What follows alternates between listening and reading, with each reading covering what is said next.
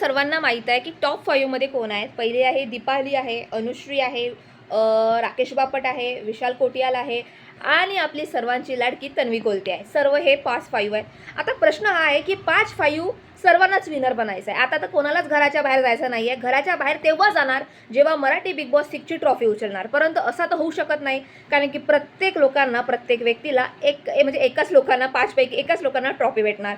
परंतु जे लोक टॉप 5 मध्ये पोहोचलेले आहेत ना, ते प्रत्येक लोक त्यांच्यामध्ये खास पर्सनॅलिटी आहे, त्यांच्यामध्ये तशी स्किल्स आहेत किंवा त्यांनी तसा गेम प्लॅन केला म्हणून ते तेवढ्या टॉप 5 पर्यंत पोहोचू शकले. टॉप 5 मध्ये येण्याचाही मान खूप मोठा असते.